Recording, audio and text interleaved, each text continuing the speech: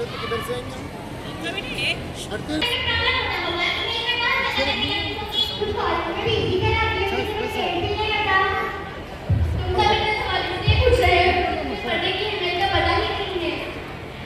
जब एक औरत बाहर निकलती है तो शैतान उसकी निंदा करता है, बल्कि जब वो पट्टे के साथ बाहर निकलती है तो यही करता हमें शैतान की और इंसान की जो नजर से हमारी हिफाजत करता है। तो क्या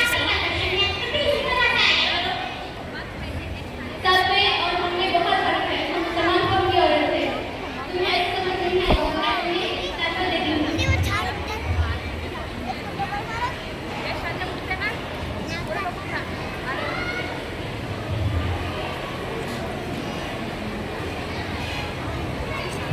एक पैक चॉकलेट है और ये खुली हुई चॉकलेट है। अब इन दोनों को मैं नीचे रखूंगी। इन दोनों में से तुम एक चॉकलेट को उठाना।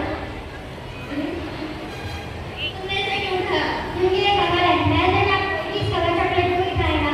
ठीक कवर चॉकलेट का मिसाल इस पर्दा करने वाली औरत का जैसा है, जिसमें लोगों की और शैतान की सुंदरता नहीं होती।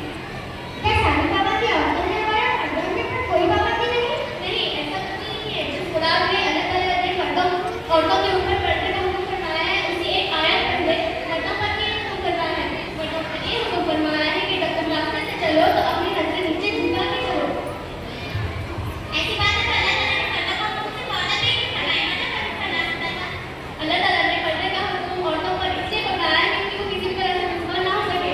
मैं तुम्हें एक और एग्जाम्पल देती हूँ। तुम्हारे पास एक हीरा और एक पत्थर है। तुम इन दोनों में से किसी को संभालकर तिजोरी में रखोगे? अक्का और हीरे इस्तेमाल में रखूंगी। एक पर्दा का इंसान की शैतान है, हमें छुपा कर तिजोरी में रखना चाहिए। अगर हम अपने सामने की नुमाइश करते थे तो नहीं रह पाएगा। वाकई इस्लाम में औरतों को उल्टा हुक्म दिया गया है, उन्हें संभाला गया।